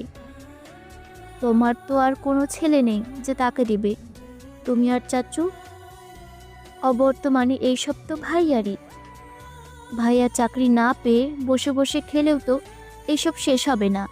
তাহলে সাধারণ চাকরির জন্য তাকে এভাবে অপমান কেন করো? এটা কি তোমাদের করা ঠিক হয়? অবশ্যই ঠিক হয়, যার যোগ্যতা নেই সে আবার পুরুষ কিসের? দেখেছিস এই পাড়ার কত ছেলে মেয়ে, সবাই ওর ছোট হয়েও কত বড় বড় চাকরি করছে, আর ও শুধু বসে বসে গিলতে পারলেই চলে। এখন পর্যন্ত একটা চাকরির জোগাড় করার মরদ নেই। ওর জন্য সমাজে মুখ দেখাতেও লজ্জা লাগে। এরকম ছেলে থাকার চেয়ে না থাকা ভালো। চাকরি না হলে ভাইয়া কি করবে? সে তো চেষ্টা করছেই। চেষ্টা না ছাই করেছি। ওর কথা বাদ দে তো তুই, গরম থেকে এসেছিস, এখন রুমে গিয়ে গোসল সেরে নে। গোসল শেষে খেতে আয়, আর যেন ডাকা না লাগে। আসার সময় দাদুকে ডেকে আনবি, আর এই আপদকেও ডাকিস। কি আর করব, এখন তো আমাদেরকেই বসে বসে খাওয়াতে হবে। কবে যে এসব থেকে রেহাই পাবো? যত সব ঝামেলা। সুজাতা বকবক করতে করতে রান্নাঘরে চলে যায়। অর্পিতা একদম নির্বাক হয়ে যায়। এরকম মাও কি আদেও হয়? অর্পিতা মাথা নিচু করে উপরে উঠে আসে, সরাসরি নিজের রুমে চলে যায়। ঘন্টার পর ঘন্টা কেটে যায়। দুপুরে সবাই একসাথে খাওয়া দাওয়া করে যে যার রুমে ঘুমোতে যায়। অয়নও নিজের রুমে এসে বিছানায় শরীর এলিয়ে দেয়। শরীরটা ম্যাচম্যাচ করছে, লম্বা একটা ঘুম প্রয়োজন। কিছুক্ষণের মধ্যে সে ঘুমিয়ে পড়ে। নাজিম চৌধুরী আর আনোয়ার চৌধুরী দুপুরে ফিরে এসেছে। তারা বেশিরভাগ দুপুরে বাড়ি ফিরে আসে। উত্তর রোদ আস্তে আস্তে কমে আসে। সূর্য পশ্চিম দিকে হেলে পড়েছে। কিছুক্ষণ পরেই সন্ধ্যা ঘনিয়ে আসবে। অয়ন এখনো বিছানায় আরামে ঘুমিয়ে আছে। হঠাৎ দরজায় বারবার কড়া নাড়ায় আওয়াজে তার ঘুম ভেঙে যায়। সে বিরক্ত হয়ে বিছানায় থেকে উঠে আসে। দরজা খুলে বাইরে অর্পিতাকে দেখতে পায়। কি হয়েছে? দরজা ধাক্কা দিচ্ছিলি কেন? অর্পিতা ভয়ে ভয়ে বলে, সবাই তোমাকে বাইরে রাখছে। অয়ন অর্পিতার ভয়ার্থ কণ্ঠস্বর শুনে কিছুটা অবাক হয়।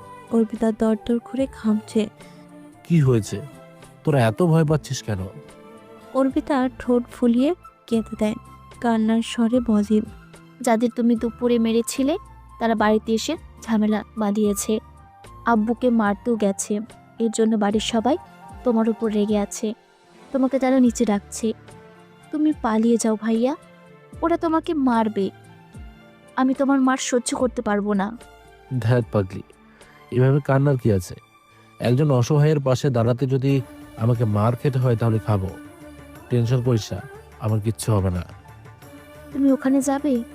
তুমি যাবে না, ওরা তোমাকে মারবে।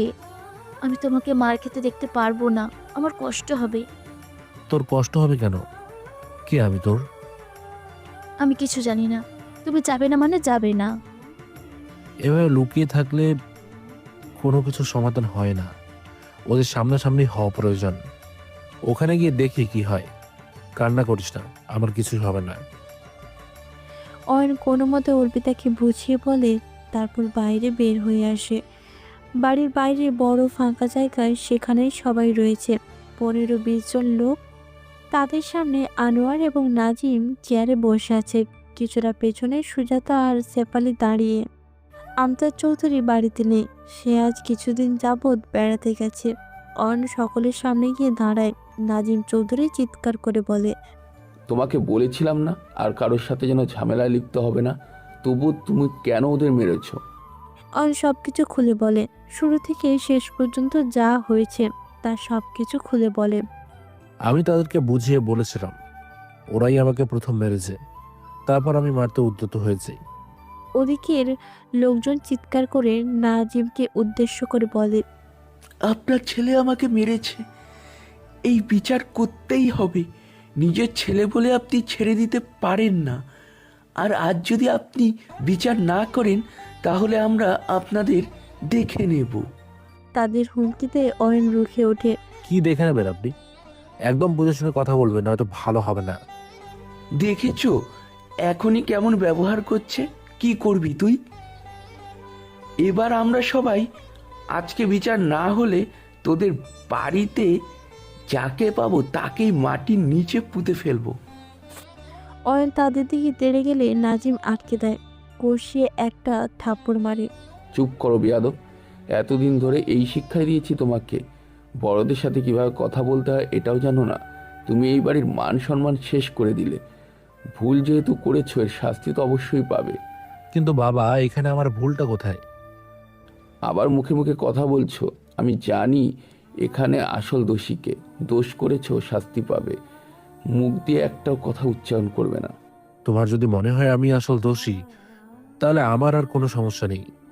যা শাস্তি দেবে তাই মাথা পেতে নেব।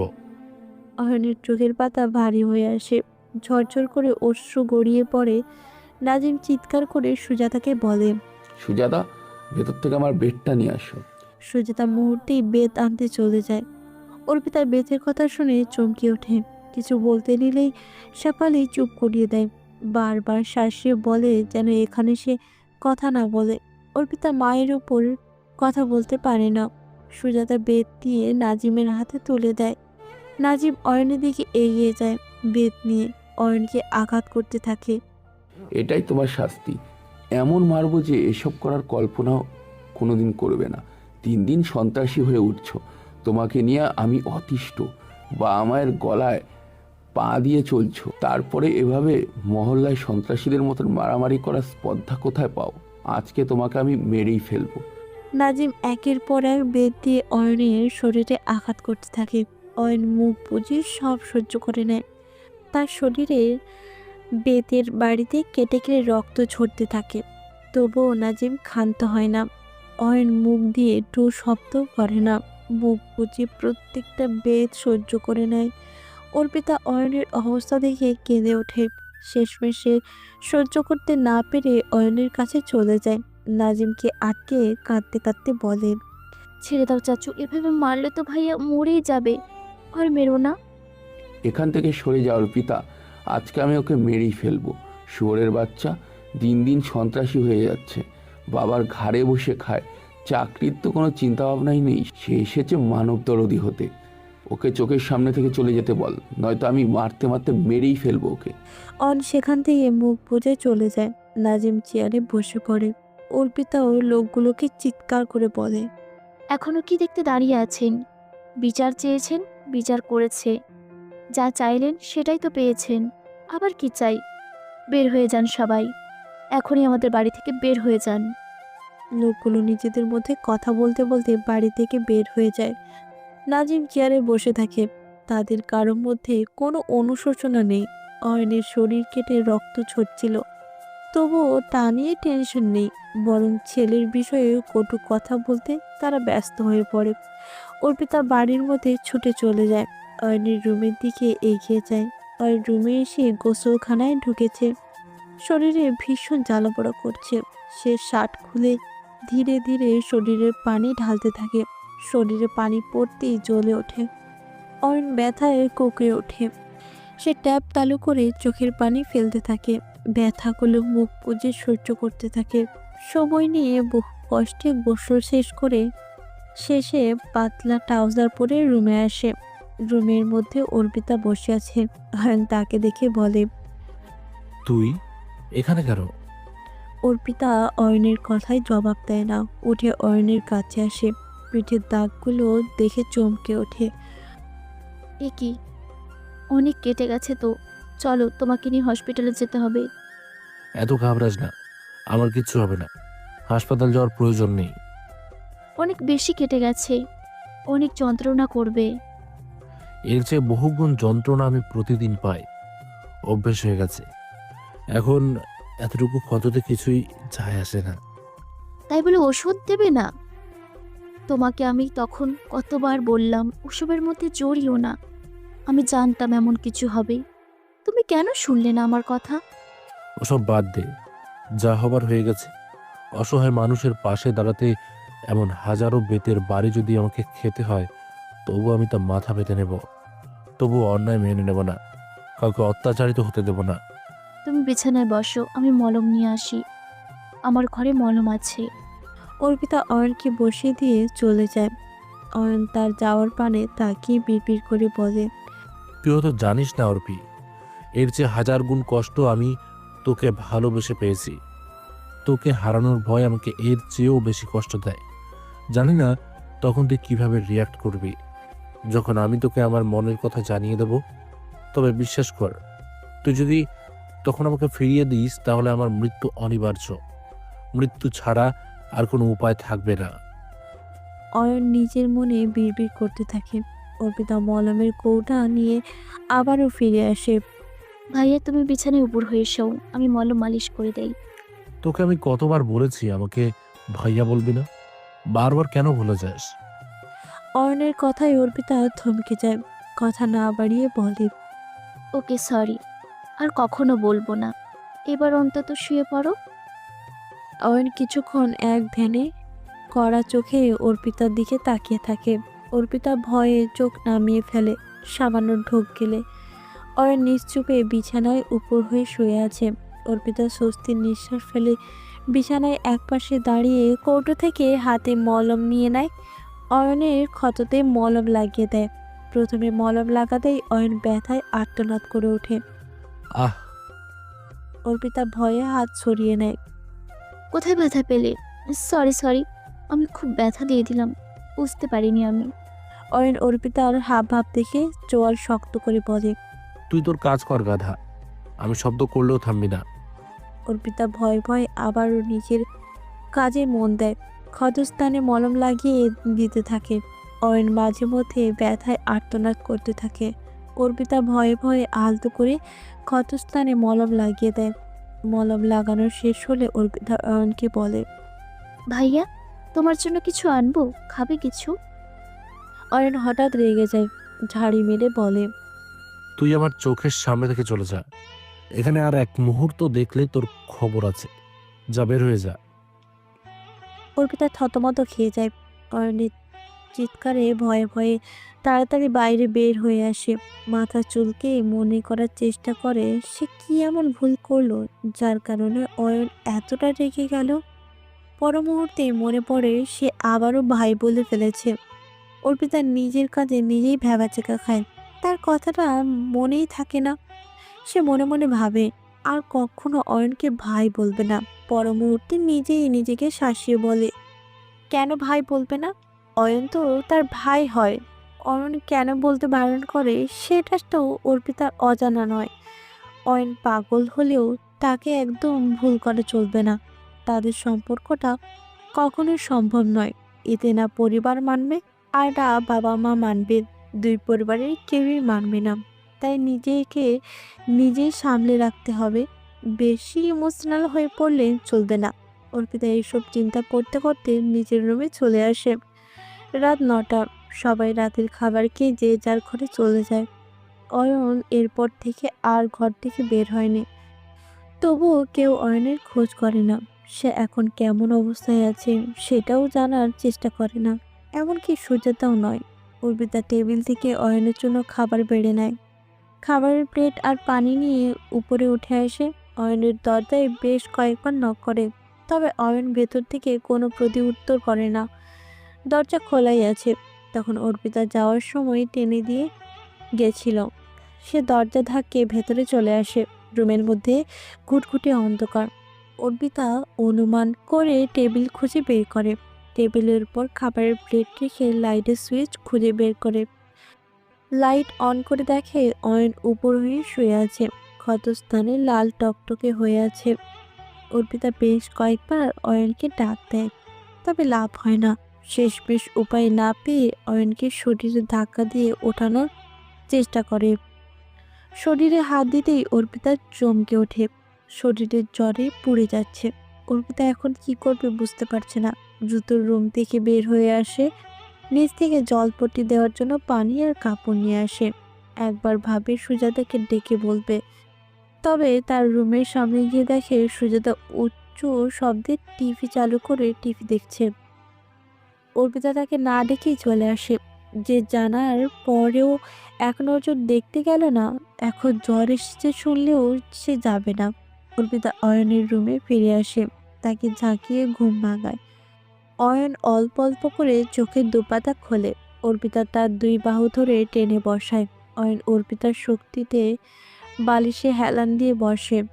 অর্পিতা ভেজা কাপড় দিয়ে প্রথমে অয়নকে শরীর মুছিয়ে দেয় বার কয়েক। তারপর খাবার মাখিয়ে খাইয়ে দিতে চায়। খাবো না আমি। আমার কিছু খেতে ইচ্ছে করছে না। এসব বললে চলবে না। তোমার শরীরে অনেক জ্বর এসেছে, না খেলে শক্তি পাবে না। অল্প একটু খেতেই হবে। জোর করিস না অর্পিতা, আমার কিচ্ছু খেতে ভালো লাগছে না। অর্পিতা অয়নের বারণ শোনে না। জোর জবরদস্তি করে খানিকটা খাবার খাইয়ে দেয়। খাওয়া শেষ শোয়াতে গিয়ে পরে বিপাকে। অয়নকে উপর করে শুইয়ে দিলে কপালে জলপট্টি দেওয়া যাবে না। আবার সোজা করে শুইয়ে দিলে তার পিঠে ব্যথা পাবে। অর্পিতা কি করবে ভেবে পাচ্ছে না। শেষমেশ তাকে এক পাশে কাত করিয়ে শুয়ে দেয়। কপালে জলপট্টি দিতে থাকে। অয়ন প্রায় হুঁশহারা হয়ে পড়ে। জ্বরে তাকে কাবু করে ফেলেছে। ধীরে ধীরে শরীরের তাপ কমা বই কি বাড়ছে। অর্পিতা টেনশনে পড়তে থাকে। কি করবে কিছুই ভেবে পাচ্ছে না। বাড়িতে কোনো ঔষধও নেই, আবার বাড়িতে বললেও লাভ নেই। তারা কিছুই করবে না, অপরদিকে নানান রকমের কথা শোনাবে। অর্পিতা দিশেহারা হয়ে পড়ে। অয়ন জ্বরের ঘোরে থরথর করে কাঁদতে থাকে। অর্পিতার এক হাত চেপে নিজের বুকের মধ্যে জড়িয়ে রাখে। মুখে বিড়বিড় করে বলতে থাকে, আমাকে ছেড়ে যাস না অর্পি, আমি তোকে ছাড়া বাঁচবো না। আমি আমি তোকে ভালোবাসি, নিজের চেয়েও বেশি ভালোবাসি। তুই ছাড়া আমার আর কেউ নেই। তুই আমার বাঁচার শেষ আশা ভরসা। আমাকে কখনো ছেড়ে যাস না তুই। বিশেষ কর আমি একদম মরেই যাব। অয়ন জ্বরের ঘোরে আবোল তাবোল বকতে থাকে। অয়নের কথায় অর্পিতার দু চোখ বেয়ে জল গড়িয়ে পড়ে। সে মনে মনে বলে, তুমি নিজের মৃত্যু নিজেই ডেকে নিয়েছো ভাইয়া। আমি চাইলেই তোমাকে বাঁচাতে পারবো না। তুমি ভালো করেই জানো কেউ আমাদের সম্পর্কটা মেনে নেবে না। তবে কেন নিজের ইচ্ছায় মৃত্যু যন্ত্রণা বেছে নিলে? আমি তো তোমাকে নিজের পেতে চাই, তবে আমার হাত পা বাঁধা। আমি মা বাবার উপরে কথা বলতে পারবো না, তাদের কথার অমান্য করতে পারবো না। তারা যেখানে বিয়ে দেবে আমি সেখানেই বিয়ে করব। বিশ্বাস করো, আমি তোমাকে ঠকাতে চাইনি। আমিও তোমাকে ভালোবাসি। তোমাকে ছাড়া আমার জীবনও মৃত্যুর সমান। তবে মা বাবার সিদ্ধান্তের কাছে আমি হাসতে হাসতে মৃত্যু গ্রহণ করতে প্রস্তুত। আমাকে মাফ করে দাও ভাইয়া। এই জন্মে আমি তোমার হতে পারলাম না, তবে বিশ্বাস করো, পরবর্তী জন্ম বলতে যদি কিছু থাকে, তবে আমি সে জন্মে একজন বেপরোয়া মেয়ে হয়েই জন্ম নেব, যে সর্বদা বাবা মাকে উপেক্ষা করে নিজের ভালোবাসার জয় করবে। মনে মনে কথাগুলো বলে অর্পিতা কান্নায় ভেঙে পড়ে। হু হু করে কাঁদতে থাকে। অয়নের কানে সে কান্না পৌঁছায় না। সে বেঘরে জ্বরে ভুগছে।